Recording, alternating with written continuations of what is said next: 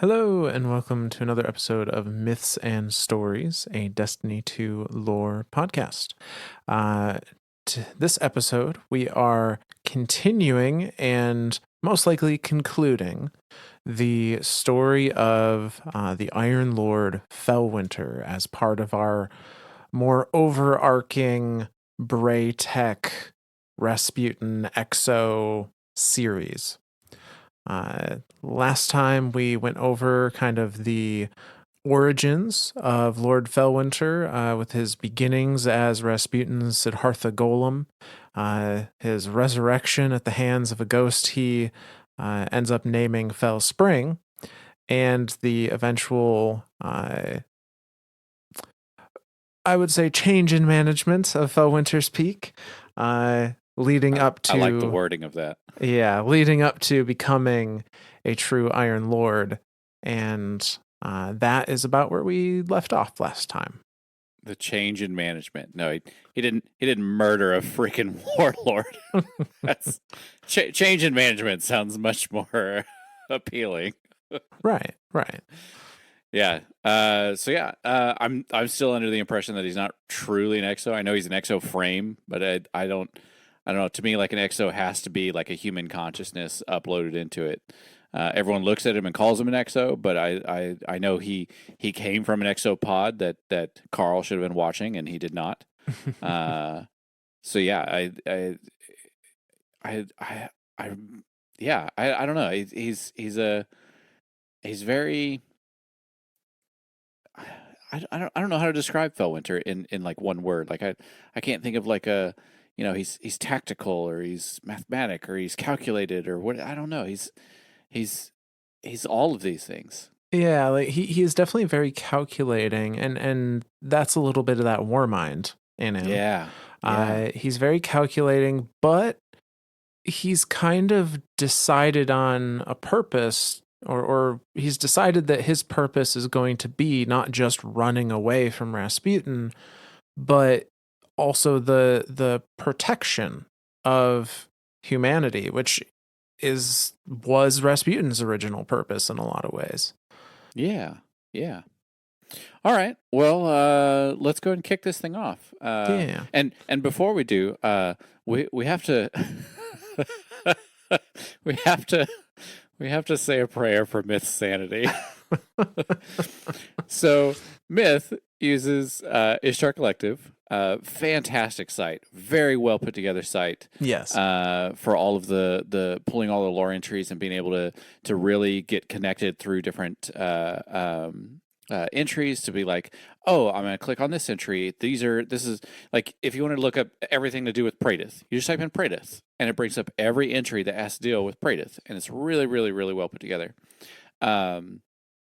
They pulled an April Fool's on us, on the entire Destiny community, and changed the site into like a Windows 98 style browser, and everything is super pixelated.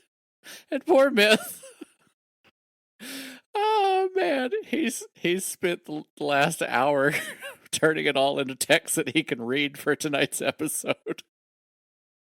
So yeah, a lot of copy and paste just happened. Poor Myth's sanity just went to shit. But yeah, it's I love sites that I love communities and sites that do April Fools. Back when I played World of Warcraft, I loved their April Fools updates of like patch notes. I think Destiny has done them too, or something like that. Like one of the patch. For some reason I'm remembering a patch note of like, hunters seem fine, not getting any changes. Titans don't seem fine, are getting deleted. Like I don't know. For some reason I'm remembering that, but I don't know. Maybe that's my inner monologue playing out. Yeah, I could believe that. Yeah, but yeah. So Felwinter, last I think at the very end, he had just been inducted. Yep. And he killed Citan, right? Yeah. So he had met up with Lord Timur, found him in the Cosmodrome / Plagueland area. it seems like Timur already knew about Siva, and Felwinter was on the looking for information about the colony building technology, and lo and behold, it ended up being the same thing. So he followed Timur back to the Iron Lords, who introduced him to Radagast, who officially kind of inducted him into the Iron Lords alongside Saladin. And after becoming an Iron Lord, part of his role was to try and recruit other warlords to become part of Iron Lord, be part of the Iron Lords, kind of assimilate their territory into this bigger Iron Lord nation, I guess, for lack of a better term. And so he went to Seitan, who he had had previous dealings with, and offered him that once, knowing what his response would be, and took it upon himself to not allow Seitan to refuse a second time. Yeah, the Iron Lords and their ideals of how to govern, because that's essentially what's happening here. Is Yeah. the Iron Lords are seeing the destruction that and maybe less the destruction, but more of the iron fist ruling of a warlord, and seeing that it's not helping humanity. It's not. Yeah, they're protecting, and I put that kind of in quotation marks, but like they're still giant bullies. And Yeah. so this idea of like turn the big bad guy into an ally, like we already know he has strength. Let's focus that strength and make it useful. That idea is it's amazing and works in theory, but as we saw with Seitan, doesn't always Yeah. pan out, and then the warlords get killed. So yeah, that's definitely a common thing that happened with a lot of the Iron Lords before the Guardians were coined. Yeah. And I think it's worth pointing out the Iron Lords would go around and try and recruit a warlord. They did not dish out final deaths, though. They weren't supposed to do that. Felwinter took it upon Ah, himself to deal with Seitan in that way because he had experience with Seitan. He knew he was, a giant piece of trash. And he also knew that the other Iron Lords would have a lot more mercy for Seitan if they had to come try to drive him out by force. And so he removed that as a necessity, essentially. well, there you go. So Felwinter, a little more hardline in his protection than some of the other Iron Lords are. But yeah. So Felwinter has spent his time with the Iron Lords, has been going out on his own excursions for these recruitments, as well as still gathering information about this thing called Siva, and has been with them for a little while. I think it's accurate to say a number of years. When we pick back up with a lore entry called Remembrance. And this was one of the web lores that was posted on Bungie's blog. I during Season of the Worthy in this case, or right before Season of the Worthy. And this talks about some interactions between the Iron Lords, specifically Felwinter, and another warlord that they were trying to recruit or otherwise come to agreeable arrangements with. So we're going to start with this one. Again, it's called Remembrance. And it is set sometime during the late Dark Age, is what it tells us. So presumably, Iron Lords have been around for a while. Felwinter's been with them for a while. Everyone kind of knows everyone. And it goes like this. Iron Lords Ephrodite, Saladin, and Felwinter sat in a warlock meditation chamber around a massive oak table in a keep on Felwinter Peak. A fire crackled in the corner out of the lips of a stone-lined hearth, and a handwritten letter in messy scrawl rested atop the table. Warlord Shax accepts my challenge, Felwinter said, summarizing its contents. He advises us to enter from the south wall, which has been destroyed. The front door, he picked up the paper and scrutinized it again, is undergoing weatherproofing. This is your plan? Aphrodite said with some skepticism. How did he even get this to you? His ghost brought it. Your plan is ill-advised, Saladin said, and a waste of time. No one's beat Shax in a fight, Iron Lords or Warlords, Aphrodite continued, much less take territory from him. Ikora has, and I believe I can, Felwinter replied, his eyes burning inside his sleek exo shell. Aphrodite tapped the table with her fingers, and Saladin stared into the polished stone. Unless, of course, either of you has a better idea. We're running out of time. Saladin shook his head. It's true. Radagast wants to launch a frontal assault. Entire Lord fire teams. Aphrodite's eyes narrowed under her helm. He wouldn't. There's almost 100 people in that castle. Shax is holding those people hostage. No, they stay with him willingly, Felwinter replied. The warlords might pull the trigger on Shax, but Radagast wouldn't, Aphrodite repeated. Have you seen Radagast lately? He's tired of wars. No one's been at it longer than him. That's no excuse. We came under him to end the infighting. Felwinter stood. Then let me do my part for the cause. And it pauses there. And we have a bit of a time jump here. But so, to summarize, it seems like Felwinter has issued a challenge against Warlord Shax. I sometimes forget that he was a warlord. Yeah.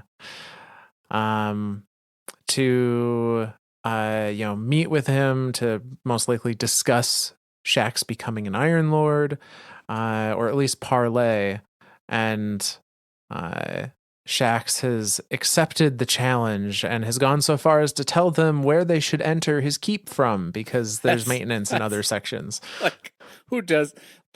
I mean, on the one hand, it's like, who does that? But on the other hand, it's like, it's Shax. Of course he fucking tells them where to go. Right. Like, hey, use the side entrance. Front entrance under maintenance. You won't get through that way. Too many maintenance bots in the way. like super nonchalant. That's the way I feel like that is. And that's the way that got answered. And it's interesting here too. They mention Ikora. Yeah, that Ikora has defeated Shax, and it's well known that she's defeated Shax at this point. Like, we keep poking at Ikora. She's a badass. So we do a little time jump as they are on their way to Shax. The sky was completely white, and there was a stark chill to the air as the trio entered the castle from a gaping fissure in the ruined south wall. As they stepped into the exposed hallway, the Iron Lords passed a few of Shax's people who hurried away from them. One child cried in her mother's arms. They looked tired, but they weren't starving, and they were clothed for the oncoming inclement weather. The Iron Lords found Shax as they turned a corner, and the hallway opened up into a massive entrance of the keep. He was cautiously applying a fast-drying liquid polymer as a draft stopper underneath a set of ancient play-steel doors. Won't that hold a little too well? Felwinter asked as he strode up with the Iron Lords. Shax did not stand, or bother to look at them. I'll dissolve it when the storm is through, he said, liberally squeezing the paste with both hands from a gel tube. A brute force solution. I hear that's how you fight. I do what works with the tools I have, Shax said, standing to inspect his weatherproofing work. We'll freeze without this. The ghostless would suffer. And that's something you care about. Felwinter took a step forward. Shax turned to address the exo. These people are under my protection. I owe them. Something the Iron Lord should ponder more often about those they protect. The Iron Decree was drafted to protect the ghostless, Felwinter replied. Give up your territory and join us. Let us show you how powerful your light can become. Strong words. I'll wager you said the same thing to Satan before you killed him and his ghost. Saladin looked at Ephrodite in shock. She pretended she didn't notice and kept a hand near her cannon. Your decree disallows final deaths of your opponents, Shax continued. Yet you've killed countless warlords, and maybe even an Iron Lord if the rumors are true. Felwinter's eyes quietly blazed. He took a step closer. I'm sorry. Were they friends of yours? I don't have friends, just people I protect. We could use your help, Felwinter replied. You already have Saint 14. Saint serves the Speaker, not the Iron Lords. He does think very highly of you. Perhaps I'm not being clear. I am not going anywhere, and you lot aren't coming in. As long as I hold this territory, there will be no collateral damage from a turf war inside our borders. Iron Lords and Warlords be damned. Your south wall says otherwise. And you are starting to piss me off. Are you here to duel or whine? Felwinter guessed that Shax now stood a little more than 3 feet from him. The Iron Lord stepped forward and dragged a solar sword from the air and thrust it at Shax. And the Warlord turned his stance sideways as the burning blade sang past his helm, ducked the horizontal cut that followed, and stepped back as Felwinter drove the blade into the stone floor. The chamber erupted with ethereal fire and solar light. Shax's back fist took Felwinter's head from his shoulders in a shower of sparks, and the Iron Lord died with his crumpling form. Ephrodite coughed as Saladin blinked inside his helm. Felwinter's ghost unfolded above his prone corpse, and the Iron Lord reemerged from a pillar of cascading light. You should have used your void instead, Shax said. You could have brought the whole front down on us, gained yourself a fighting chance. The Iron Lord shook his head. Your people wouldn't have survived that. Shax's hands engulfed Felwinter's shoulders like descending moons. I would have stopped you, but I like your thinking. Now get out.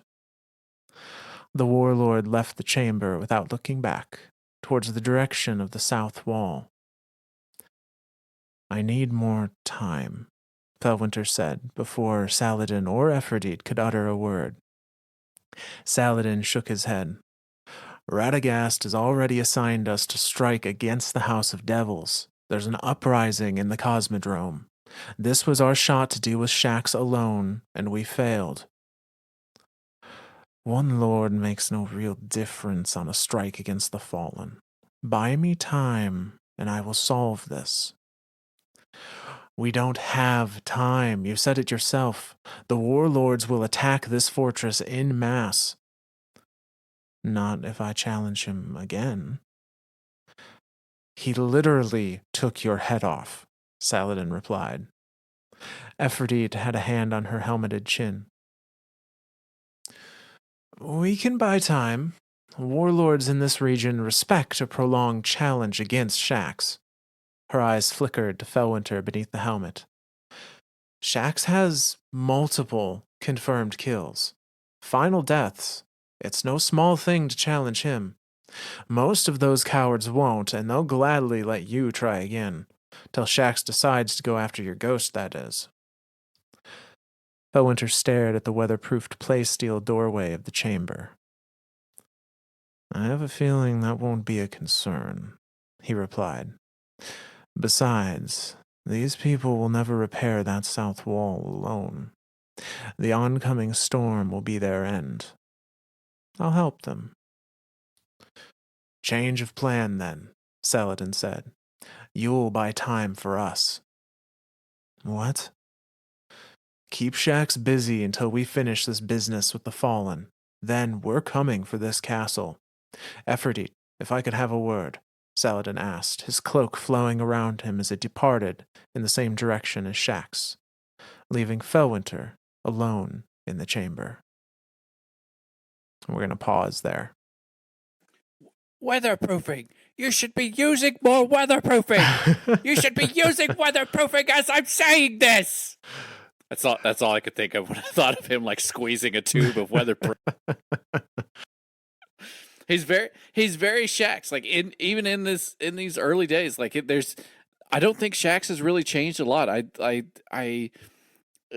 mean, even this fight between them, like he really did just kind of effortlessly like swoop, like dip, dive, duck and dodge, and took a head with him. Like, yeah, he was like, I mean, Shax is insanely powerful, and I think that's what's even like more mind blowing is to know Shax's what would you call it, fighting prowess. Like he's as, as much of he's very much a titan. Like he's very much a punch first, ask questions later. Yeah.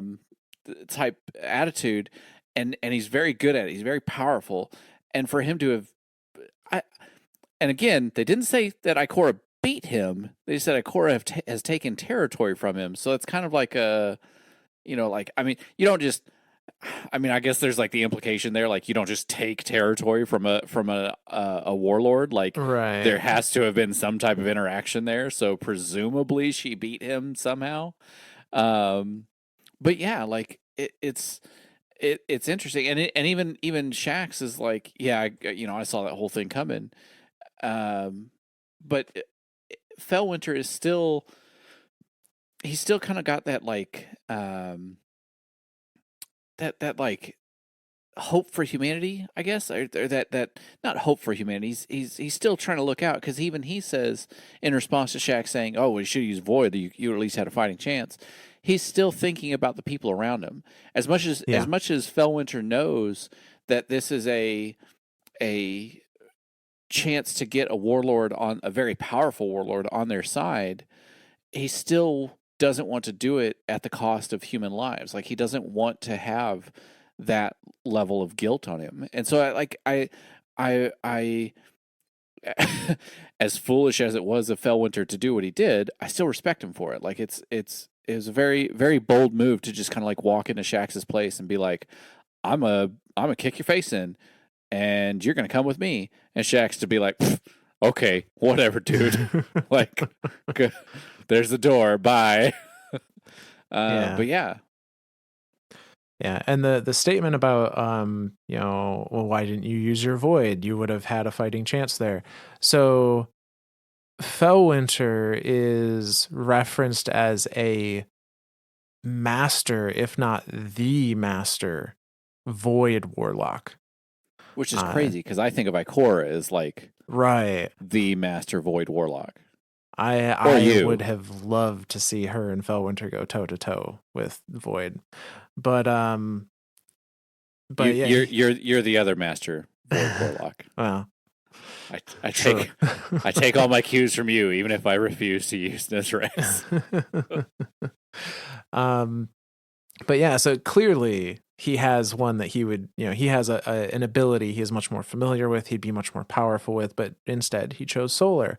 And the other thing that's interesting about that is that, um, as we learn in Season of the Seraph, Felwinter is Osiris's mentor. Felwinter is the one that taught Osiris, uh, how to be a guardian, or I guess how to be an Iron Lord, perhaps. And we could maybe infer that a lot of Osiris's solar abilities, then, even if he had a greater affinity for it, the use of it and control of it were probably taught from Felwinter. That's crazy. That's mind blowing.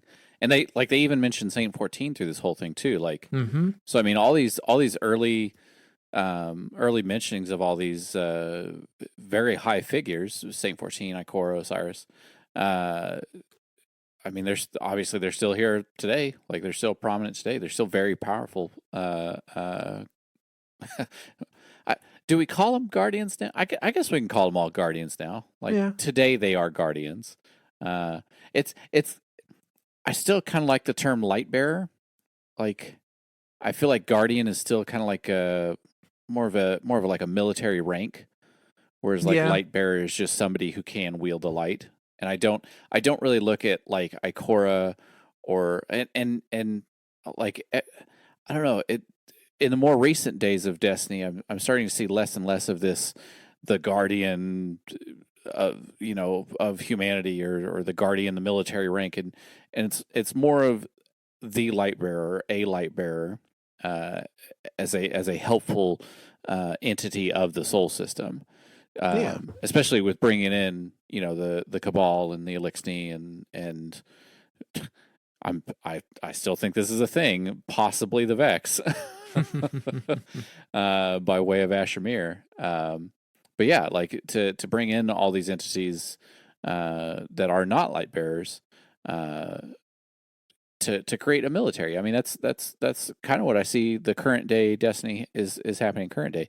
But yeah, sorry to kind of like fast forward, jump through time a bunch. Crazy Vex.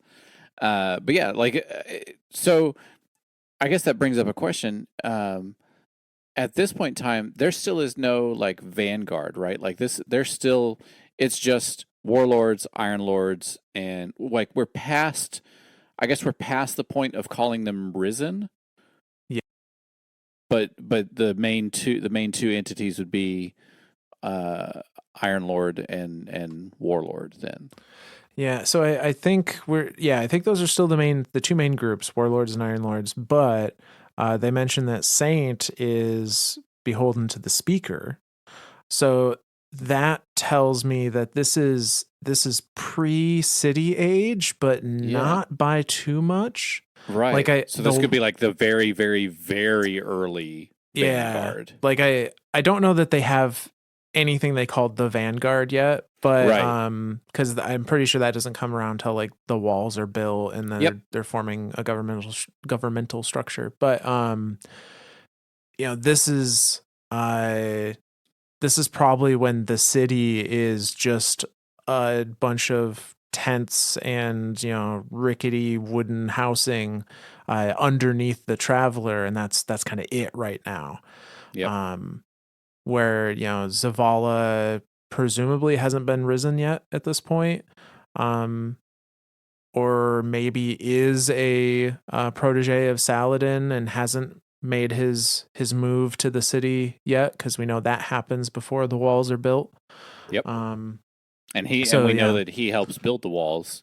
Through the cutscenes of him. I can't remember when that particular cutscene happened. But I remember in the cutscene it shows him being risen, and he's got his little Kvostov and taking out fallen that are fallen raiding parties, and then there's the scene of him actually like physically helping build the wall. So yeah. So definitely kind of on the cusp of the city age beginning and the dark age ending, but not quite there yet. Well, and I think that's the ultimate goal, or at least that seems the ultimate goal again, thinking back to the idea of what the Iron Lords are doing, they're trying to bring that Dark Age to an end and Yeah. kind of bring civilization back, if that's a thing. Yeah. Yeah. So that's. I think you're right. I think it is pretty close to that cusp over to City Age. So, but yeah, so have this little confrontation between Shax and Felwinter. Shax kind of lays it all out, like, I know who you are, I know the dirty laundry, I know that you killed Citan, um, much to Saladin's surprise. Uh and you were here, you did your challenge, you can leave now. And just kind of walks away from it. And Felwinter's not done yet. He's like, no, I'm gonna challenge him again. I want this guy on our side. Uh, and Saladin and Ephrodi are leaving him there to hopefully accomplish that while they deal with the House of Devils and pushing them back because apparently they're getting a little too close for comfort somewhere. Because this is again thinking on the Devils and timeline. Since this is still before the city, this is still long before Twilight Gap, Battle of Six Fronts, all of that. Yeah. Yep. Well before that. So yeah, we pick back up. Still in Remembrance, still in the same lore entry. But we pick back up after that pause with Ephrodi and Saladin kind of descending the mountain now, having a little bit of a discussion. So it continues like this. Ephrodi snorted at Saladin. You didn't know? She exclaimed over the wind as she and Saladin descended the mountain on a gravelly, snow-covered road. That Felwinter is an oath-breaker? Saladin shook his head. No, I didn't. You've never wondered why Radagast hated his guts, she said. That takes a lot. Agreed. Why has he abided this? Every one of Felwinter's confirmed kills broke the Iron Decree. He proved ample evidence, ghost killers, murderers, and worse, all of them. But he never asked for permission. Felwinter is no Saint 14. Why does he do it? He calls it operational necessity. Saladin scoffed. I've never heard an Exo talk like that. Like what? They're usually more expressive. Does this change the plan? Saladin looked up at the trio of circling carrion birds as they walked. There is no plan. We'll quell this devil uprising, then strategize a frontal assault with the full force of the Iron Lords behind it. Hopefully, Felwinter keeps Shax busy until then. Ephrodi shook her head. People will die. If the Warlords attack him first, it'll be catastrophic. Shax has forced our hand. So I'm going to pause there just real quick. So, moment of clarification here. It looks like they're not necessarily worried about Shax, being mean to his people, like being a a dictator type warlord. It seems like they're worried that with Shax being out on his own, he's going to invite a shared offensive from the other warlords against him, and that is going to kill a whole lot. That's going to have a whole lot of collateral damage. I was going to say that's what it sounds like to me is the collateral damage. Yeah. And in this instance, the Iron Lords are trying to like help control it because again, thinking back to the idea of the Iron Lords, they don't want that. They want to help humanity. They definitely want to end this dark age and have the civilization kind of come back to the civil world. Yeah. So, in Saladin's viewpoint, Shax joins the Iron Lords voluntarily, And now the warlords will leave him alone because they know he has the backing of the Iron Lord organization. Or Shax continues to be a stick in the mud, and Saladin marches on his keep with the full force of the Iron Lords, kind of justifying it by saying, well, we will make sure that the collateral damage of that fight is a lot less than what the warlords would be. So even though some people will die, it'll be less than it would be otherwise. Which, like, I don't know if I agree with that. I was going to say that the term acceptable loss comes to mind, but nobody said that term is a good term. Yeah. So this leaves Shax and Felwinter alone with each other for a little bit. And so we pick back up with those two now that Aphrodite and Saladin have left for a little while. So it continues. Shax and Felwinter watched Aphrodite and Saladin descend the snow-covered mesa from the shattered south wall. I thought I told you to get out, Shax broke the silence. I mean to challenge again, Felwinter replied. Not today, Shax shook his head. My ghost believes it'll snow before nightfall. Yes, Felwinter said. What did this? Pointing at the ruins round them. A fallen walker. No amount of Golden Age polymer can repair this wall before that storm rolls in. No, Shax agreed. My light will be the wall. A ward of dawn, and your people will freeze. A well of radiance is what you need. My light will be the wall. You think my hammer of soul wouldn't burn bright enough to last the storm? Of course it would, and you'd set this entire castle ablaze in the process. Leave it to me. I leave my people to no one, but if you're seeking shelter too, you're free to stay. You call them your people. You rule them like a king. I protect them. Some kings don't know the difference. A light dusting of snow started to fall. Does your mountain have a name? No. I call mine Felwinter Peak. Do I look like I care? And there's another pause. This is so much Shax. Like, yeah, you can stay here if you want. Oh, yeah, you think your well of radiance is gonna? I got solar powers too. What's up? I'll just keep all these people in my bubble. I'm gonna make the biggest bubble ever. That has me thinking now. Now I want to go into Deep Stone Crypt with just a bunch of bubble titans and see if we could just bubble titan our way through the intro to see if it actually would, or have a bunch of like warlocks and well of radiance our way through and be like, which would work?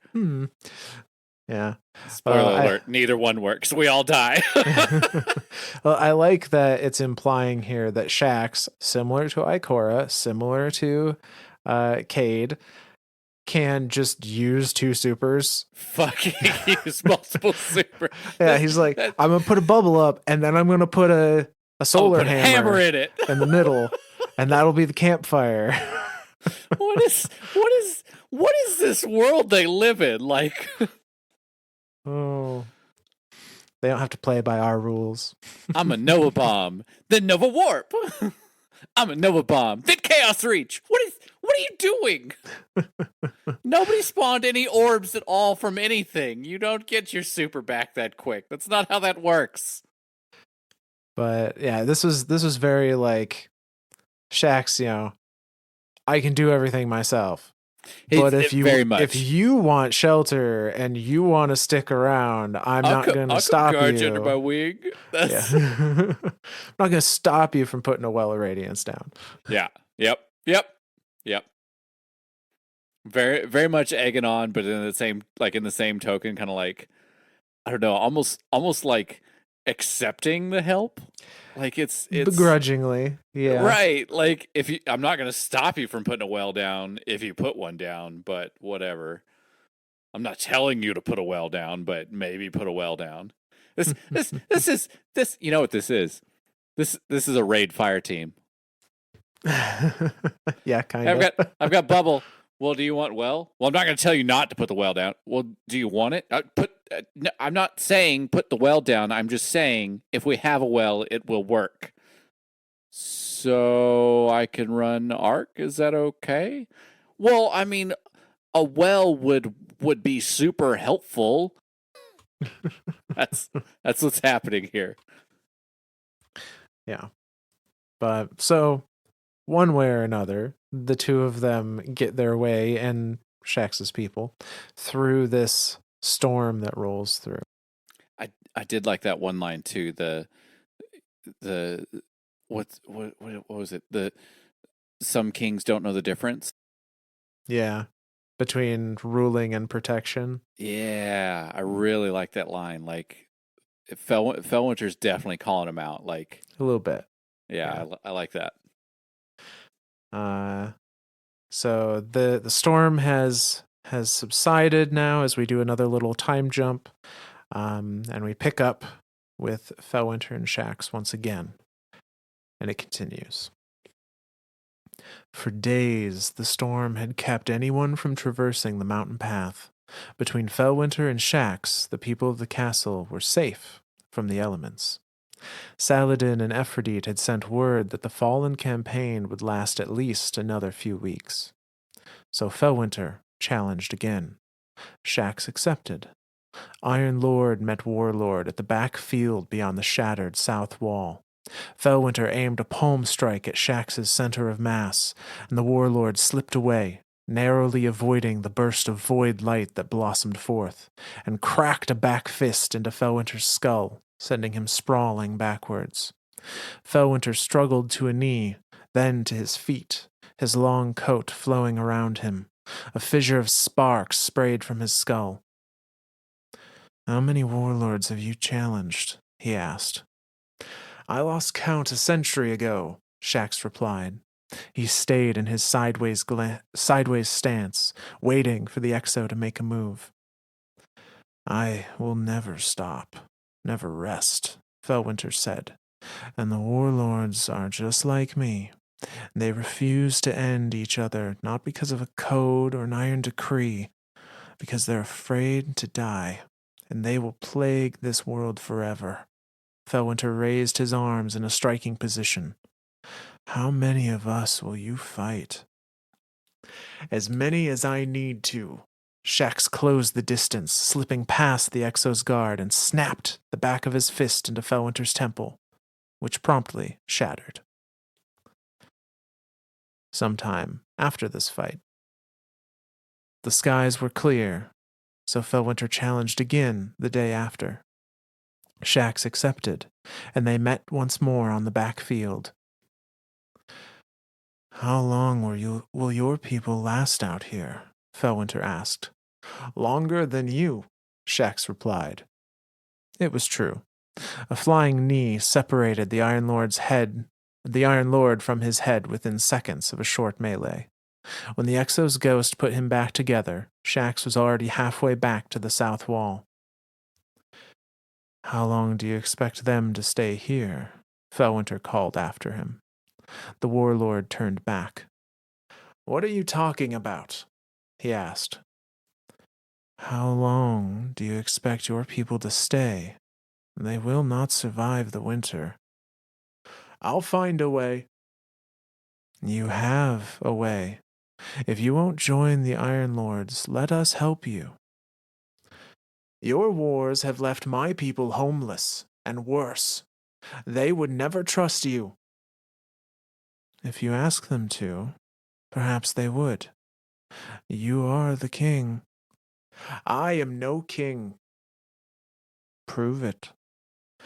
I have nothing to prove to you. Not to me. Prove it to them. And we're going to pause once more. 1v1 me, bro. Come on, let's go. That's Felwinter. Let's see, just. Oh, come on, that fight wasn't fair. 1v1 me again, bro. I got you this time, bro. Let's go.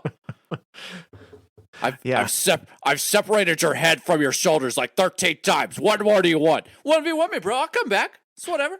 I got a ghost. I'll res. It's cool. It's whatever. He'll put me back together. Let's go.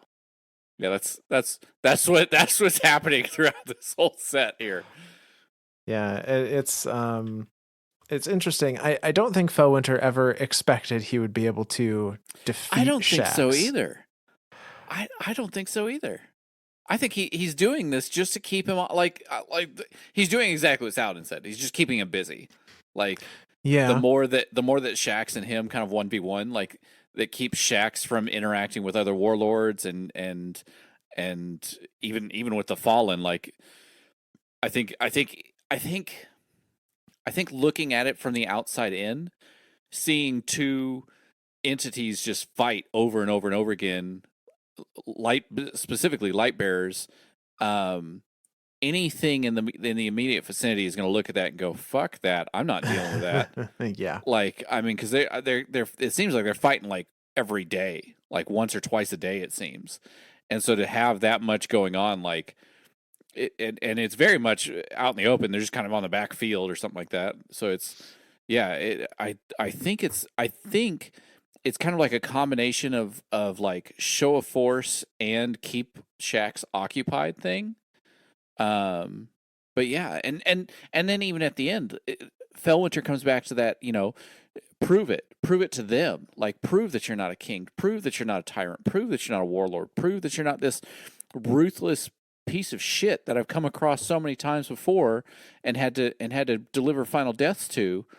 Like, show these people, lead them. Like, I don't know. I don't want to say he's egging him on, but he kind of is. But in the same breath, he's also kind of like holding a mirror up to him and saying, "Hey, you think they're your people and they're so great for you."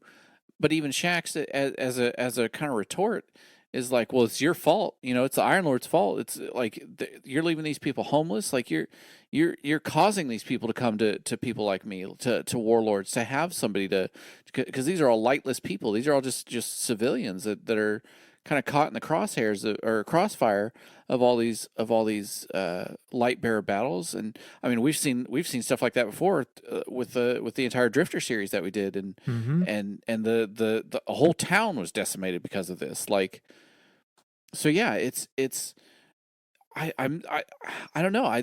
I'm seeing both sides of this argument as valid points.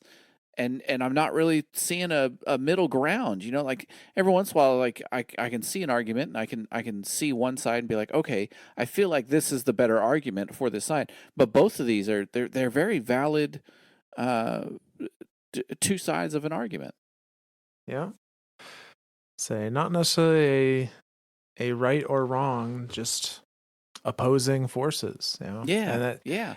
Saladin and Felwinter are very much, the unstoppable force meets the immovable object. Very much so. Kind of feel. Very much so.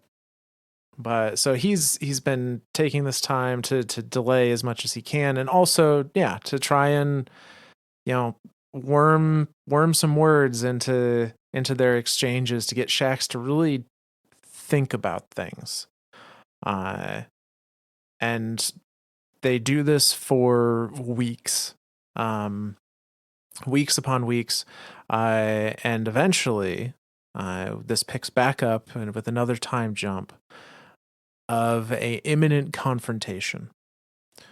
Ephriti and Saladin have finished their campaign against the Fallen, and Saladin now has Iron Lords marching towards the mountain, and Shaxx has a number of warlords that are looking to stop them. Not necessarily at Shaxx's request, but mostly because they don't like the Iron Lords. And so we pick back up and continue.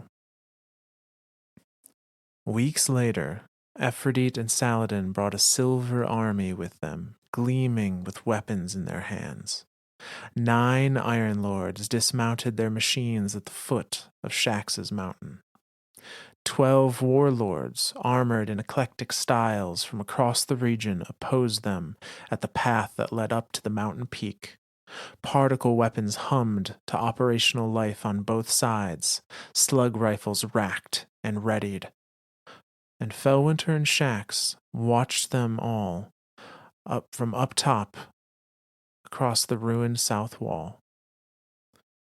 Your friends are here to back you up, the XO said, if they need to. I don't have friends, Shax replied, and they don't need to. Tell them. Stop this before the shooting starts, the XO said. Your people will not survive this. Is that a threat? The warlord asked. No. Your people are not like us. Everything they might become dies with them. Shax stared down at the Iron Lords. You people involve yourselves in matters that are not your own, especially Radagast. Radagast is scattered. He thinks he has the weight of all those we protect on his shoulders alone. But no one has that kind of strength, not even a light bearer. Then why do you back them? Because the Iron Lords are going to change the world. No one can stop them. I stopped you. You did, but your people won't survive. Tell the warlords to stand down. They'll listen. They fear you. You're not bound to an iron decree. Shax shook his head. They fear that everything they might become would die with them as well. So something happens. Presumably Shax talks to the warlords that were here to try and wage war with the Iron Lords. And the entry continues. The other warlords departed. Shax stood with the Iron Lords on the path up the mountain, and he stared down at them. Who won? Ephrodite asked. Shax did, Felwinter said, and he patted Shax on the shoulder. The XO pulled Ephrodite aside to arrange an evacuation plan for Shax's people to Vostok Observatory in the Cosmodrome. Saladin and Shax stood in silence as the other lords began their march up the path. Hello, said Saladin. Hello, said Shax. And they shook hands. Should I call you Iron Lord Shax now? No, you won't. And that's where we're going to pause. He's still Lord Shax. Still Lord Shax. He's like, even today he still holds that title of Lord Shax. Like it's Yep. And it's funny too, because like, is it Iron Lord Shax? Is it Warlord Shax? It's neither. It's just Lord Shax. That's all it is. Yeah. I do like that though, that it's the he is as powerful. He is. I don't know. I still think Shax is probably the most powerful warlord to have ever existed. And for him to have as much sway over these other, like, I mean, like, he even says, like, I don't have friends, like, but he still has sway over these other people. Like, whatever he said, whatever happened, completely averted this entire confrontation. That's a hard word. But it completely averted it to the point where like these 12 warlords just kind of like walked away. Like, that's crazy.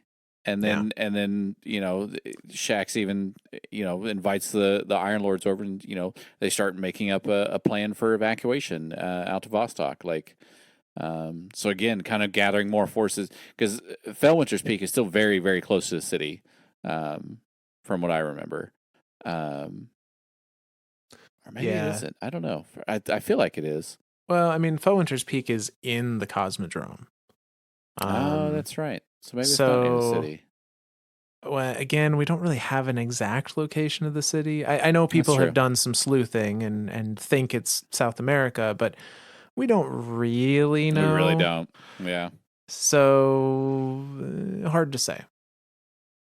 But yeah, Shax may not have friends, but he has 12 warlords that don't think they could beat him even if they ganged up on him. So Isn't that a fucked up thought? Like 1v12 me, bro. What's up? yeah. 1v12. Are you high? What is wrong with you? Like what? Like you're crazy. Yeah, do it. Bet you won't. Bet you're scared. What do you mean scared? There's 12 of us. Yeah, that's what I thought. Now go home. Okay, I guess. I don't know.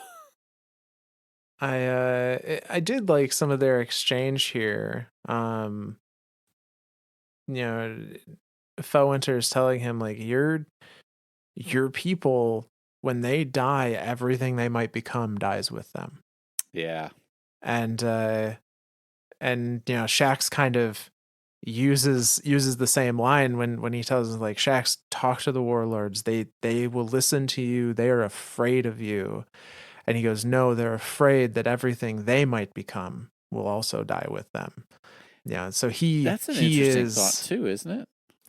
Shax is the final death. Shax is the Grim Reaper in the eyes Yeah. of a lot of these other warlords because he is so insurmountable in power.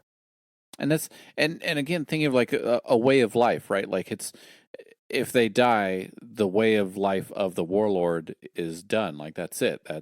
That's once the last warlord is conquered or felled or whatever, there are no more warlords. There is no time of I don't what do you call that? A tyranny? I guess. I don't know.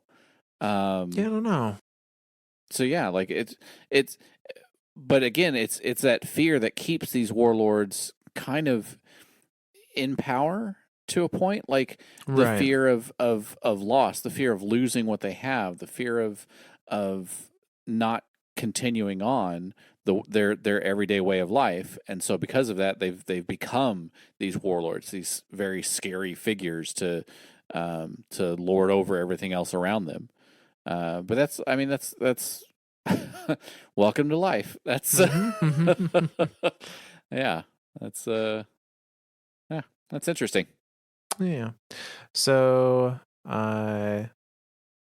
we've got, this altercation kind of, is diffused, and there's the organization of moving Shax's civilians, moving the humans, or I guess mortals, to Felwinter Peak, or more appropriately, probably the town around it. Um, and yeah, Shax is working with them, but is not joining them, and there's a difference. Uh, and we have the just like I like the little awkward thing between Saladin and Shax, just like, hi, Hello. hi. I So did you're like with that. us now? No. Nope. Do we call you a warlord? Do we? Nope.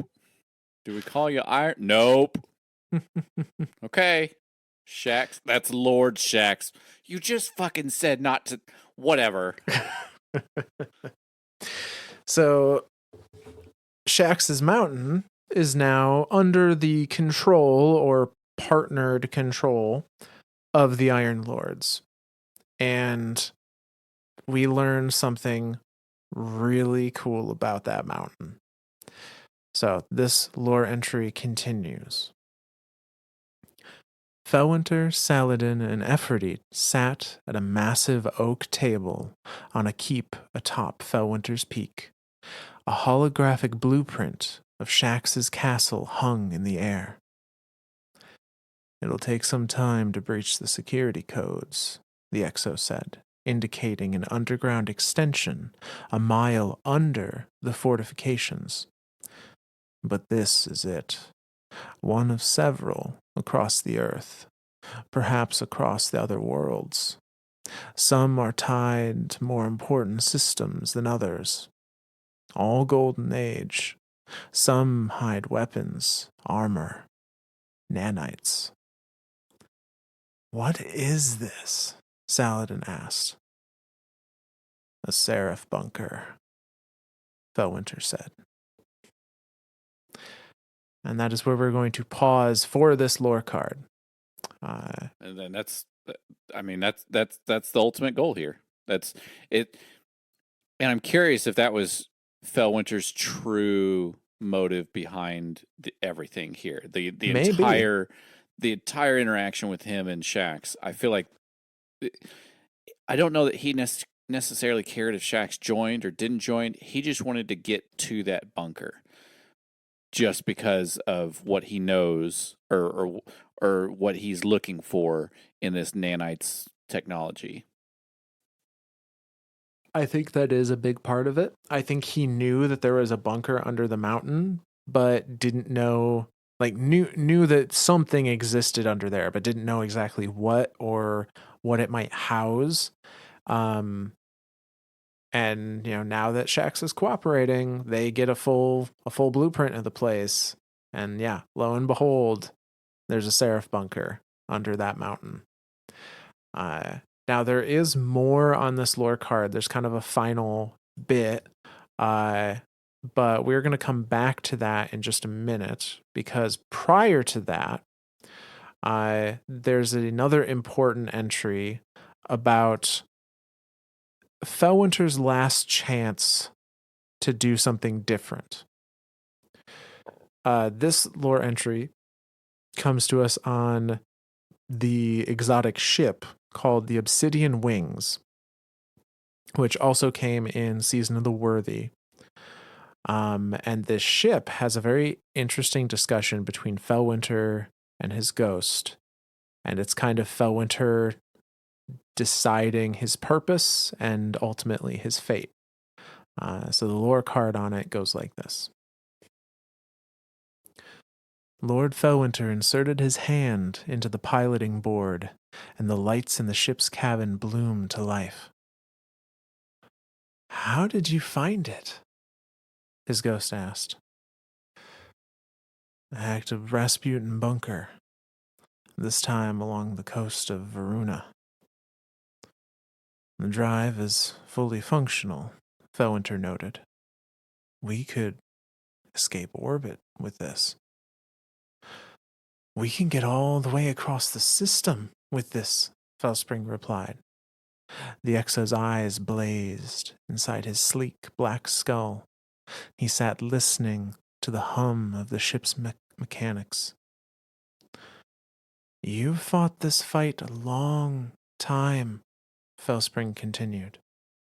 We can plot a course around the Warsat network. We'd never have to touch a single planet with a war mine presence. Any of them. We've gotten very good at hiding, Felwinter said. Yes. We would leave the Iron Lords to fend for themselves? Would you? Felwinter released his hold on the piloting board in response, and the ship shuddered and died. The Exo turned his seat around, lowered the landing ramp, and descended, his great coat trailing behind him. You've changed, Felspring said. So have you, Felwinter replied. And that's the end of that one. I guess that's something that I never really took into account. This whole time he's with the Iron Lords, Rasputin has not stopped. Right. Like, he's still bringing in frames on him and bringing down the warsats on him. Like, Rasputin's not making any headroom. Like, he's not getting anywhere. Yeah. But he hasn't stopped. So, yeah, no, that's, God, could you imagine in the middle of Shaq's fight? So all of a sudden, warsats and warframes, and Shax is like, how the hell did you do that? And he's like, yeah, how the hell did I do that? What's up now, bro? But yeah, for some reason, Felwinter Peak seems immune to Yeah, Rasputin's. Maybe something about it prevents Rasputin from seeing him or Warsats from seeing him or something. I'm not exactly sure, but presumably anytime he came down from the mountain, though, he was fair game. yeah, yeah. Well, and he talks about it too when he first took it over, about how like he could burrow into it if he needed to. So there is something about the Felwinter's Peak that is, Yeah. I don't know, maybe it's so much iron in it, it's throwing off the targeting system. I don't know, you know. Yeah. But this also kind of brings up the point that functional interstellar worthy ships were not something you found very often from the sounds of it. Yeah, I was gonna touch on that too. Like, it's funny. Like, we as Guardians, like, one of the first things we do is find ourselves a jump ship. Now, this is again thinking back to the original Res days of D1. I know I'm pretty sure the New Light campaign has changed a little bit. Um, but yeah, like a jump ship is a kind of a rare find. Whereas like now, everybody, shit, I've got 30 of them sitting in the vault right now. You know, like it's everybody and their grandmother has a jump ship now. We're gonna go to every planet we can touch, and moon for that matter. So yeah, it does seem like that is a rare find, and for him to just kind of like find it. Oh, hey, it's operational. Let's go. Let's get around the Warsats. Let's go somewhere that the Warsats isn't, and then for him to be like, yeah, but maybe not. Yeah. Let's stay here with the Iron Lords and protect what's here. Yeah. He's no longer just trying to run. He now wants to stay and protect. Which is just kind of that's a very distinct change in motivation that's he's kind of acknowledging for the first time here. But so he decides to stay. And in doing so, he continues his search with Lord Timur in regards to finding technology and Siva in particular that will assist humanity in some grand way. And so this next entry is a little different because we're going to read it twice, but each time is going to be from a different perspective. So the first time we're going to read the Lord Timur D1 Grimoire card, which is from Lord Timur's point of view.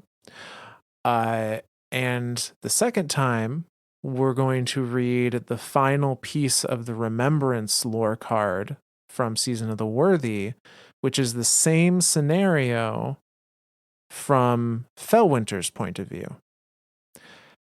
And you'll see some very key differences. So, starting with Lord Timur's lore card. It goes like this. Timur's storm trance tears through a gang of dregs as Felwinter stumbles through the shifting sands behind him, miles inland of what remains of the Arabian shores. Where are you taking me?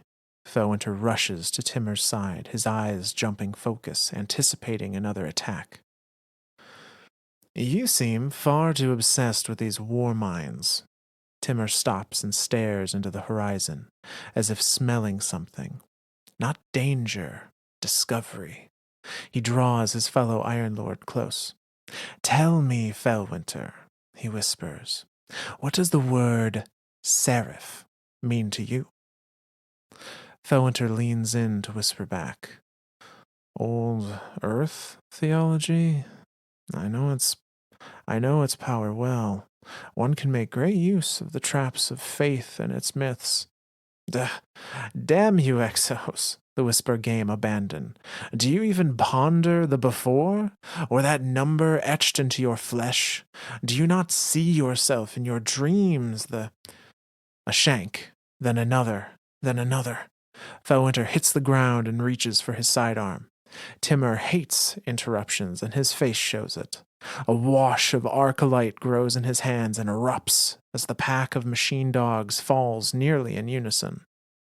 Timur grabs Felwinter, bringing him back to his feet, and says, "Have you ever wondered what it is that calls to you in that void of memory, where the edge of the past infects your present?"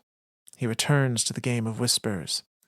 "It's an itch that you just can't scratch, isn't it?" Well, maybe you can. "You think I'm one of them? That all exos are? Lord Felwinter, I know what you are, and you are no war mind or even one of its puppets. Come, you must see this." He makes a gesture like he's casting a spell over the sand. "Follow my footfalls. This area is rigged with dirty, fallen nonsense." And they struggle up the dunes. Felwinter glides ahead. As he lands, a snowstorm rises to meet him. More shanks, hundreds of them. Behind them, a lone vandal sniper laying down covering fire. Felwinter, realizing his mistake, runs back toward Timur, shielding himself in the light of the sun. Timur continues forward, grasps the brass familiar around his neck, and closes his eyes. A slight hum rises, and his trance takes him deep into the sea of shanks, his trusted lash raised and tearing his path through the darkness. Felwinter is slow to follow, but fast enough to witness Timur's focus turn shanks by the pack against their vandal keeper, chasing him back toward the sea. Timur rushes to Felwinter, examining his head with the intensity of a cryptarch. War mind, you certainly are as stubborn as one." Felwinter awkwardly pulls himself away and out of Timur's reach. "With all respect, Lord Timur, whatever game you're playing with me has gone on far too long. This is just another dead zone." "Oh, is it now?" Timur directs Felwinter's eyes towards the eastern horizon, where a building crowned with the initials CB is now in view. "We all have creators. Humans, exo, war minds, even those poor awoken. Some of them are just easier to find." And that's the end of this lore card. Oh, Clovis Bray. Everything always comes. Man, as much as at least you and me, hate the piss out of him, he did it. He did exactly what he set out to do. Everything in this universe has his name stamped on it. Yeah, kinda. Like, shit.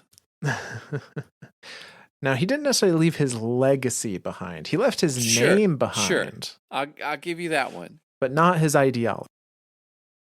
I do like, so now Timur turned the Shanks against the Vandal. Yes. So that is, and I think this is a thing. In Rise of Iron, there were Iron Lord like artifacts that you could get, and each one was, I equate it to like a legendary item of like D2 of like sorry, not not Destiny 2, Diablo 2.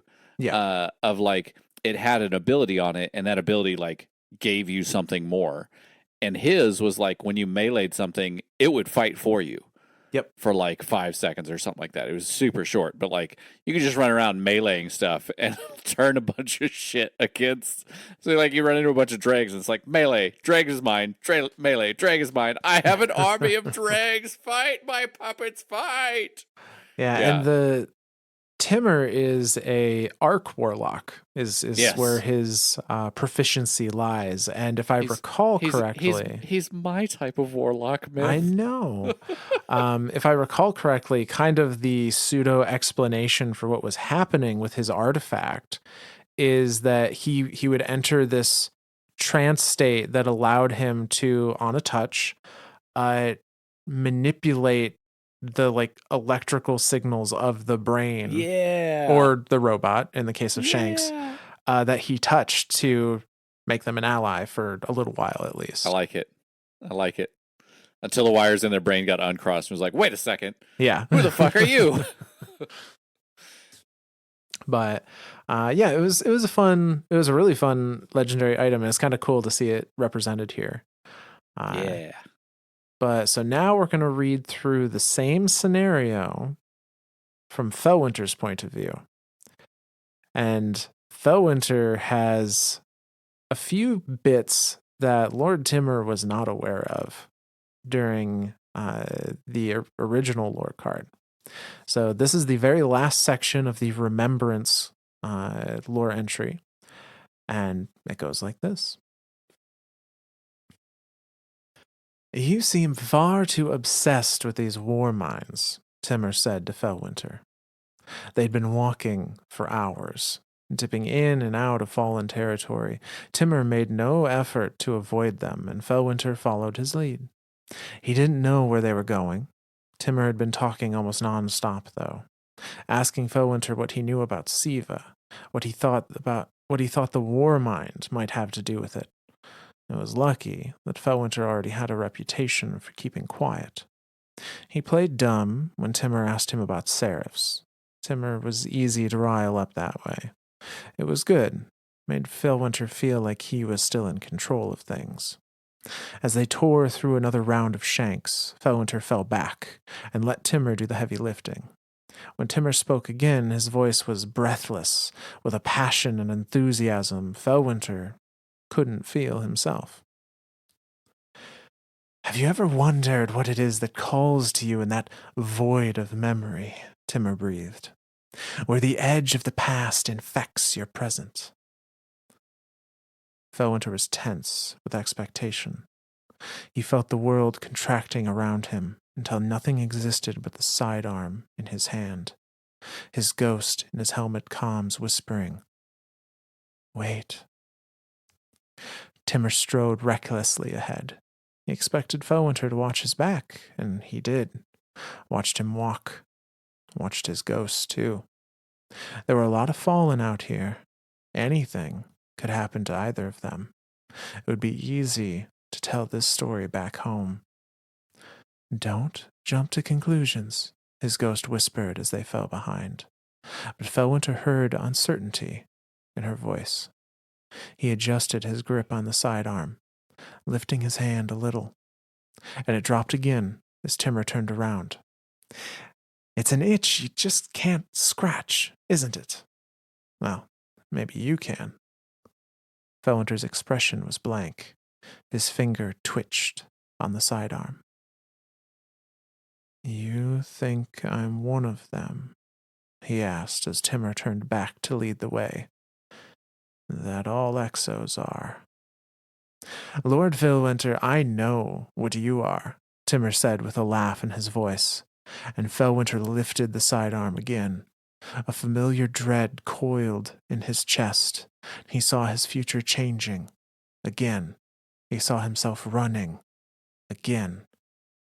And he was so tired of running.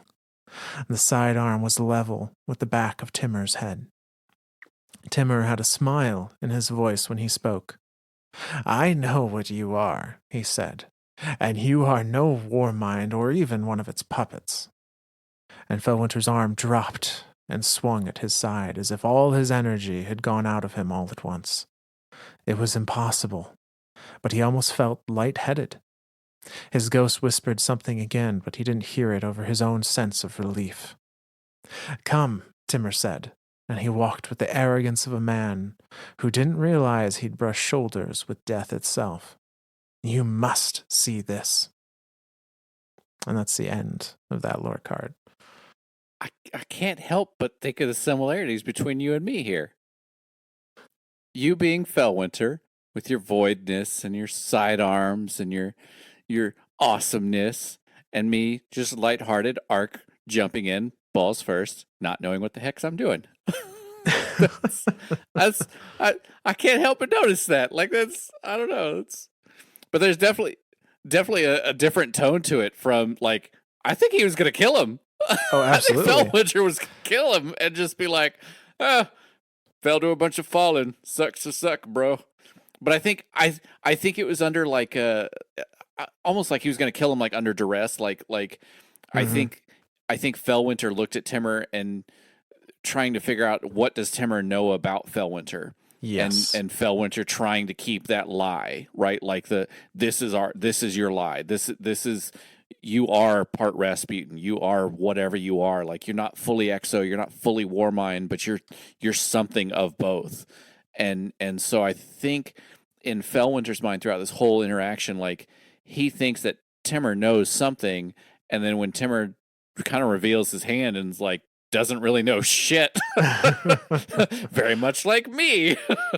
Felwinter's almost I think he's relieved, like because Oh yeah. the arm just falls to his side, like oh thank God, Yeah. I can keep a friend. Like so, Myth, it's okay. I don't know your secret. Well, good, because then I'd have to kill you. Exactly. But yeah, no, that I think is exactly what's happening. He's waiting for that shoe to drop. He's waiting for Timur to Oh say, yeah, like, I know you're Rasputin or a yeah. part of Rasputin. And that would have been it. Felwinter would Game have over. pop Timur and then the ghost. But thankfully, that's not what happened. But so they have discovered a Clovis Bray facility. And they they've gone all this way to find it, and eventually, I don't know if it's here or elsewhere. No, it is. This is back in the Cosmodrome. So they go to this Clovis Bray facility with Timur. Presumably, don't find anything as far as like the location of Siva or anything like that. But they're continuing their search after this run in. After this confirmation that Timur truly does not know. And we see now in chapter 12 of the book The Liar, chapter titled The Lure, we see the trap set. And it goes like this. Felwinter and Felspring did most of their searching alone. It was easier that way. Better that the others didn't see how the Seraph bunkers reacted to him. Better for everyone. In a bunker on the outskirts of the Cosmodrome in old Russia, Felwinter browsed through maps of old, deactivated Golden Age facilities, looking for anywhere that might have housed Siva or Siva-related research. At the same time, Felspring decrypted and searched old command records for signs of Siva. But now they moved like clockwork. It was almost unconscious with the time that they had spent doing this. Hey, Felwinter said. Got anything on Site 6? Give me the coordinates, Felspring said. I'll look. After a moment, she displayed a section of code for Felwinter to see. Research Center, she said. There was a note of hope in her voice. Containment facility for something called Amphion Lyre. Do you think... I feel pretty damn sure, Felwinter said quietly. They looked at the screen of the console where a little red light blinked on the map next to the words Site 6. Come on, Felwinter said. We have to tell the others. He'd committed the map to memory and turned to go, but Felspring zipped in front of him. Wait, she said. Wait a second. Wasn't that kind of too easy?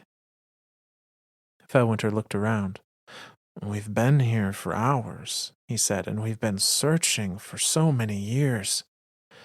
Sure, Felspring said, but not as long as it took to find Siddhartha Golem. Not as long as it took to get away from him.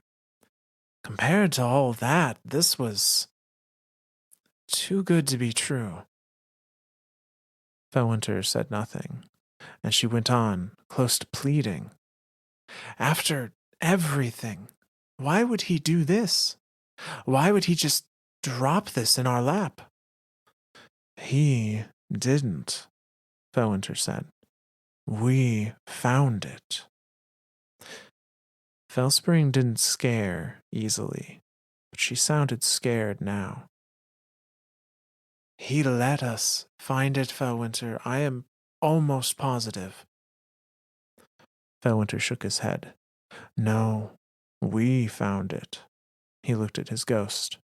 If anybody can get Rasputin to cooperate with the Iron Lords, it's us. We know him better than anyone. He paused. I know him better than anyone. This is it, Felspring. This could change everything. And the little red dot on the map blinked steady, like a beacon. They were still as they looked at each other, waiting. There was no real disagreement here. After all these years together, her doubts were his doubts, and his certainty was her certainty, whether they liked it or not. Sometimes I wish we'd just stayed on that mountain, Felspring said finally. Alone. Me too, said Felwinter, turning for the door. But we didn't. That's the end of that card. So yeah, so definitely going into that Clovis Bray facility, whatever they found there kind of connected the dots for them to see, and that's we've we've been covering it this whole time with our Clovis Bray series. That Siva is something of a Bray. Like Siva came from obviously before Wilhelmina. But again, it was its development was under a Bray, so why not look for it in Bray and Seraph stuff? But yeah, I have mixed feelings on this one. Like on the one hand, I really like Fel Spring's reaction of this was too easy. Like Rasputin handed this to us. Like the amount of time it took us to find the truth behind Siddhartha Golem and the truth behind you and all of that. But then on the flip side of it, I'm kind of annoyed at how easily Felwinter kind of brushes it off as like no, we found this. We've been searching forever for this. Like, what are you talking about? Like, we've been in this bunker alone for hours. And it's like, yeah, but hours compared to centuries? Like, I don't know. I on the one hand, I'm like, damn it, Felwinter, you moron. But I don't know. It's weird. I guess I'm on Fel Spring's side. Like this was too easy. This was too easy for them to be searching as long as they did for every piece of information about Siddhartha Golem, and then not even know what Siva was even called. To then just be handed this like, hey, it's right here. Like, go to red X on map. Like, okay, Pirate Lord, let's go. Like, yeah, it's too easy. Yeah, I think from Felwinter's point of view, I think it's probably a couple things. He's probably just tired. Freaking tired. Searching and running and all these things. And yeah, I think another part of it is that he believes, even if this is a trap, and it does say he recognizes Felspring's caution as being valid. But I think he believes, even if this is a trap, that it will give him the opportunity to talk to Rasputin and convince him to stand down or to help them even. Yeah, I guess I could see it from that side too. Like, yeah, because and he says it as much in this century as well. Like, he's the one that could commune with him. Like, yeah. So yeah, I guess I can kind of see the optimism there in Felwinter. It's just God, it feels too easy too. Like even again, just from a times perspective, like the amount of time for one and then this to just kind of like laying in their laps. It just feels too easy, you know. So these two bring the information they find to the rest of the Iron Lords, and we see the kind of forming of the plan that leads to the conclusion of the Iron Lords in the final chapter of the Book of the Liar called The Mistake. And it goes like this. Site 6 is locked down, Lord Saladin said. We have no idea what kind of security measures are in place. He leaned back in his seat at the grand wooden table in the Iron Temple. Golden Age tech is durable. We might be walking into a trap set centuries ago. Felwinter stood nearby, arms crossed. I've infiltrated Golden Age facilities before. Hasn't been a problem. The mortar is barely dried on our city walls, Saladin said. We've driven the warlords back, but they are watching. This may not be the time for risk. Leaning in with his elbow on the table, Timur looked between them. Besides, what about the war mind? My understanding is that Siva is under its protection. Perhaps it won't take kindly to thieves. We're not stealing anything, Felwinter said, and I think I can communicate with Rasputin. It's a computer, Lady Jolder said. It'll do what it's programmed to do, no matter how clever your arguments are. Rasputin's primary directive is to protect humanity. He'll listen. Timur said, smiling a little. So personal. Felwinter looked at him and then back at Saladin. With Siva, we could build more cities. We could help more people. Passion wasn't his strong suit, but he felt it now more than he ever had before. Saladin, we could create a new golden age. He's right, Scory said. We need a new way to give back. They looked between their companions. When you go to replant a forest, you don't stop after 1 or 2 saplings. The Iron Lords fell quiet. Yolder was frowning, but frowning meant thinking. Silimer looked worried. Radagast and Timur were on his side, Felwinter knew, but the Iron Lords never did anything without consensus. The Golden Age isn't coming back, Saladin said finally. But you're right. Siva could change the lives of the people of the city. He leaned forward. It feels like a worthy risk. The others murmured among themselves, considering. Peyrune spoke above the chatter. Well, why not? We don't want people thinking the Iron Lords have retired, after all. And that's the end of that lore card and this book. Oh my god. Like, you and I both know. Oh, man. So yeah, consensus has been reached. It's Yep. Siva would be good for the city. Let's gather the peoples. Let's go. Let's go find Site 6. Kick the doors in. Grab some Siva and bring it home and be like, look what we've got. Nanites. These wonderful little things that are going to build cities in the matter of hours, and everything will be wonderful, and the Golden Age will have returned, and yay, Iron Lords. Bullshit. Yeah. I'm going to just say that right now. Bullshit.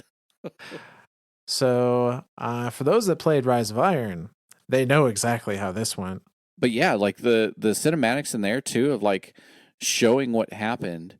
And I don't know, do we have a lore entry for this or of what happened there, or do we just kind of want to explain what happened? we don't have a lore entry. I am going to explain. I think we'll do a little explanation of what happened there. But before that, I actually want to look at this whole event from Rasputin's point of view. So during the Season of the Worthy, we go on a quest chain titled The Tyrant and the Lie. And at the end of that quest chain, you are treated to a series of holograms and readings, essentially, from Anna Bray that are Rasputin telling the story of Felwinter. And I'm going to go over those readings here to see kind of how Rasputin views everything that has happened, now in close to the current day in game. And so we're progressing through, and we see this hologram of Felwinter holding a shotgun, fighting off frames, some combat frames. And Anna Bray is translating for Rasputin, saying, he's telling a story. It's a time of great prosperity, and a tyrant king sent his son to live among the people and learn their ways. He did so for many years until a great calamity befell the kingdom. In the aftermath, the tyrant's son was changed. The tyrant's son turned away from his father and became a warrior. The tyrant chased his son across fields and mountains and oceans. And eventually he said, "If I cannot have my son back, then no one shall." And in the end, the tyrant used his son's love of the people against him. He promised him a miraculous technology that would rebuild the kingdom.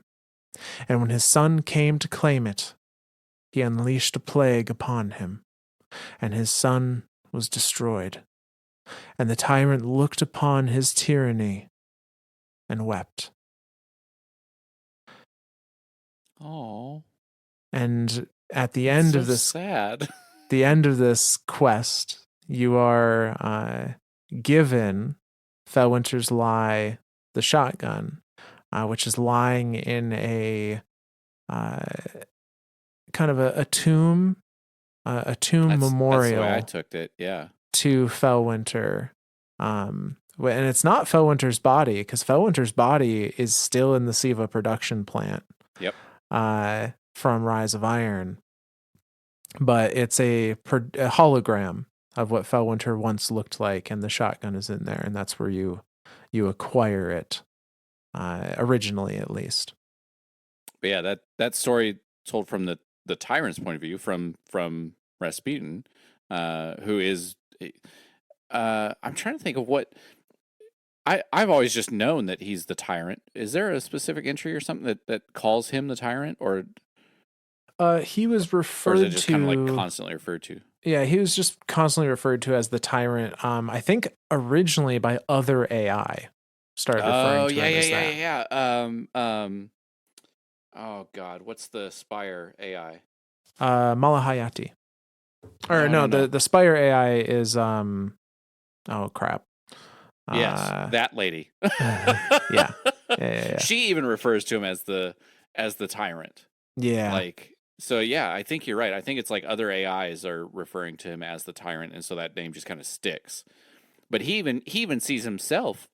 It's interesting because, like, through that telling, he sees himself as the tyrant too. Like, he sees himself as like I want my thing back. I put my, and he even called his son out into the world, and I want him back. And at some point in time, he makes the decision of, well, fuck it. If I can't have him back, nobody can have him back. And then develops this plan, like, creates the lure, the entry of the lure. Hey, here's this nanite technology you've been looking for. Come get it. I'll give it to you freely. Ha ha ha ha. Yeah, no, that's not how. No.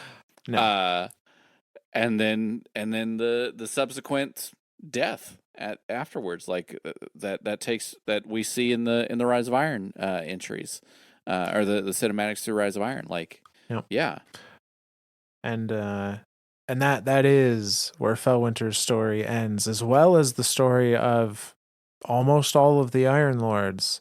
yep, They go forth to this Site 6, the Siva replication site.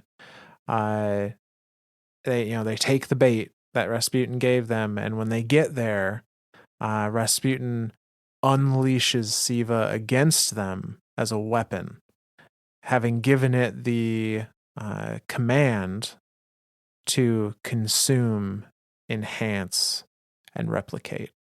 that was it. He got he so Siva's, and this is like the main, like I want to say like the main original replication chamber for Siva, that Rasputin has taken control of, and he just gives it that 3-word command. Yep. And that's it. Like that's the end of the line for, and he did all of that just to lure one person, just Felwinter. The whole reason that all of the Iron Lords are dead is because of Felwinter.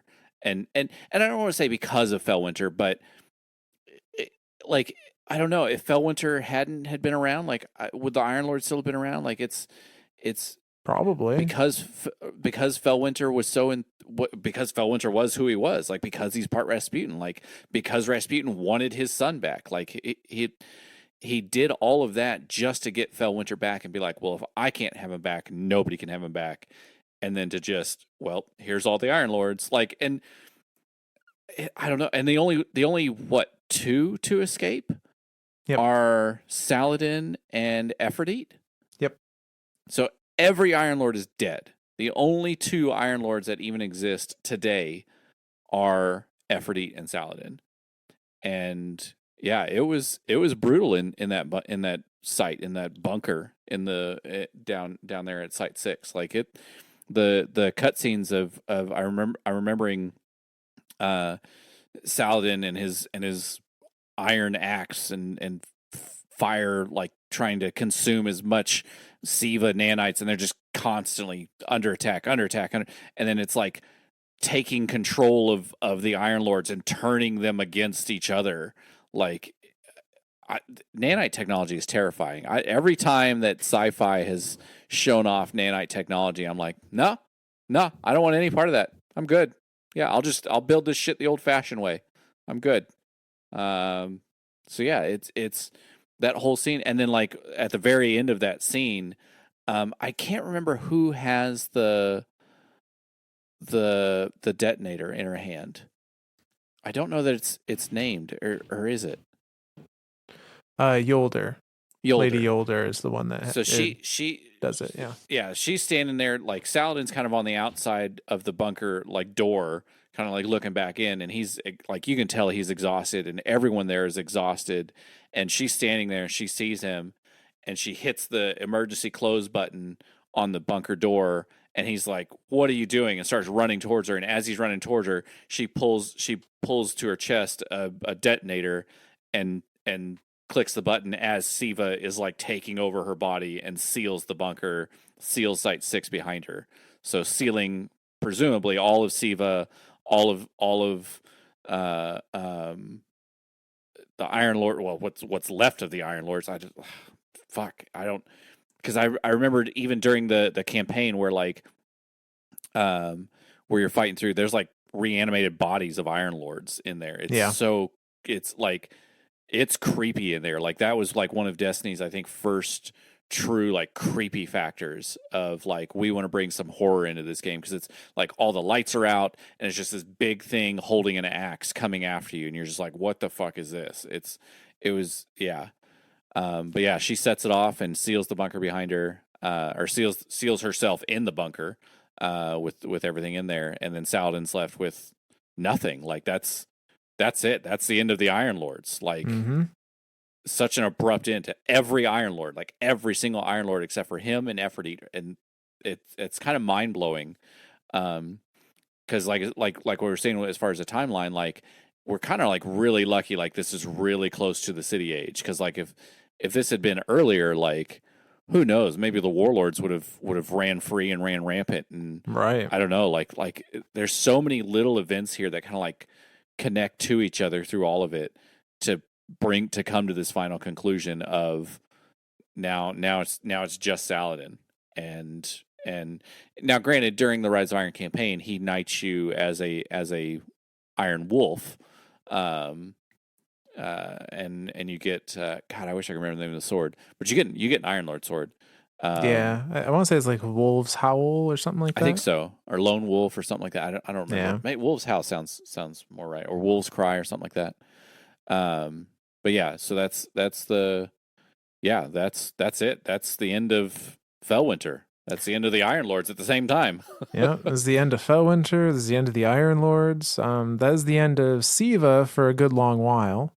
I say, as far as we're going to cover in this series, this is essentially the end of Siva. The Fallen do get access to it for a little bit during the Rise of Iron expansion campaign, but we discuss all of that in our Fallen history series because it's more specific to the Fallen at that Yep. point than it is to like the Bray technology that Yep. that Siva is. So So if you want to know more about what happened there, go check out our Fallen series.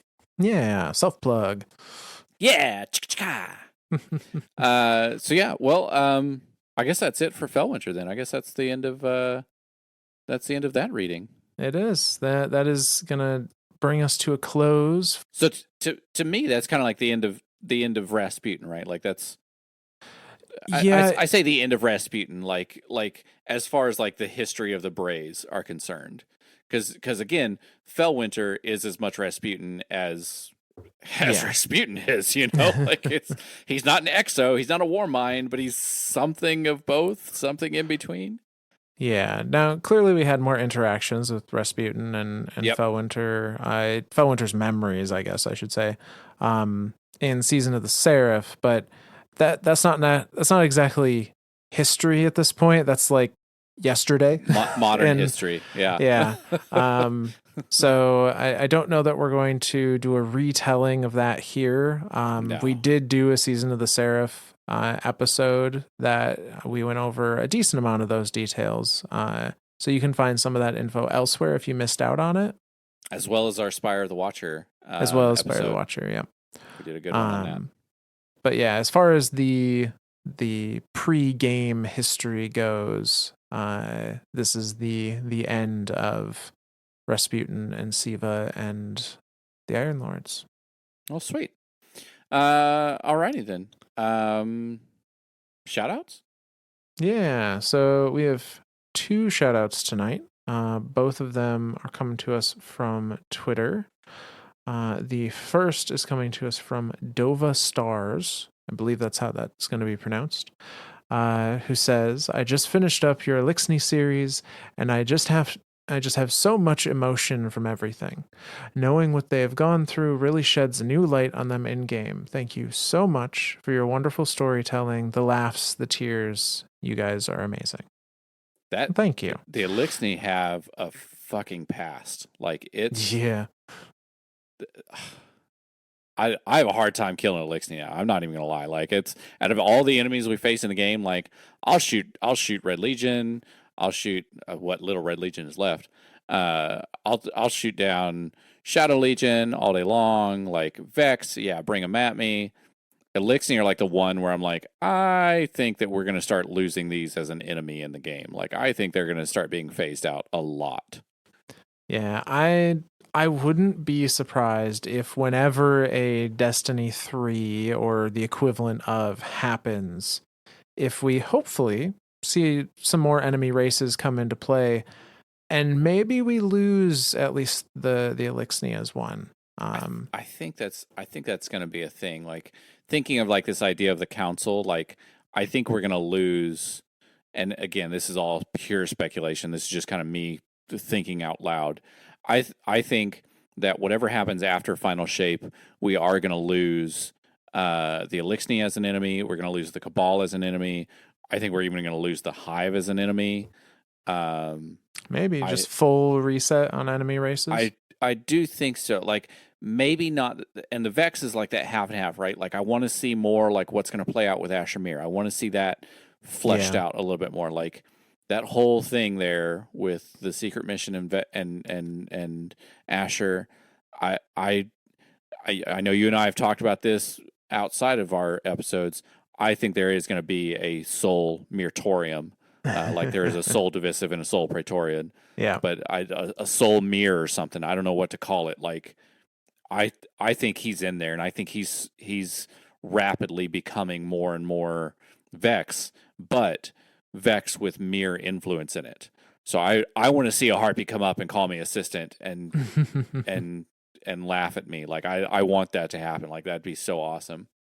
Oh, absolutely. But yeah, thank you to Dova Stars. Absolutely. I'm glad you enjoyed the Elixni stuff. We had a lot of fun doing it, and yeah, maybe you're as conflicted as we are now about Yeah, everyone's gonna go into about strikes and stuff shooting and be them. like, I'm not. Like everyone's just gonna look at each other and just shake their gun left and right and be like, nah, you shoot him.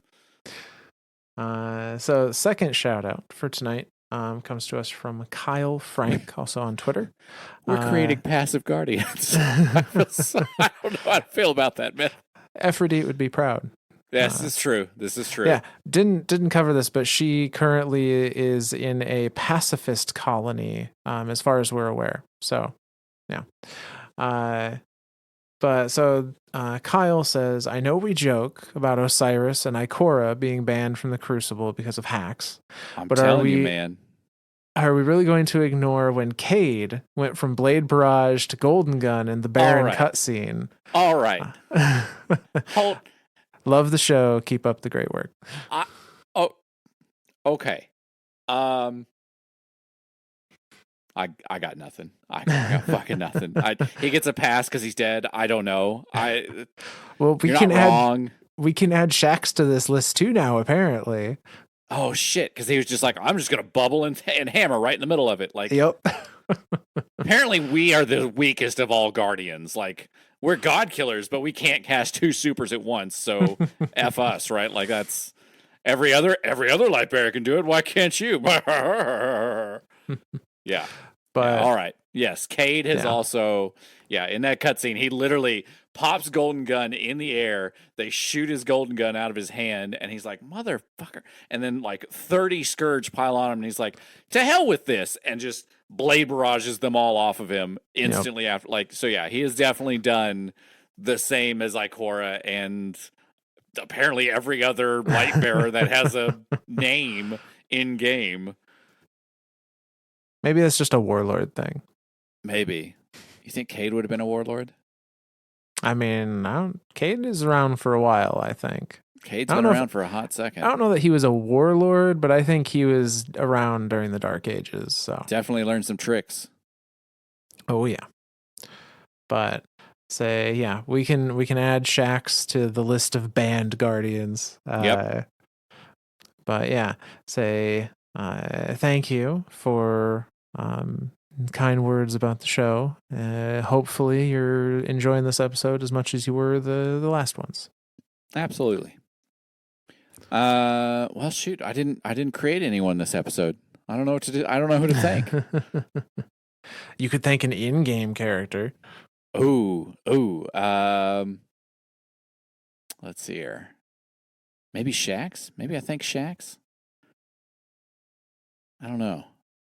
I feel weird about Shax. I like his idea of throw more grenades, or you should be using more weatherproofing. You should be using weatherproofing while I'm saying this. Yeah. I'll give Shax a thanks. Thank you, Lord Shax, for neither being a warlord, nor a Iron Lord, nor both, nor neither.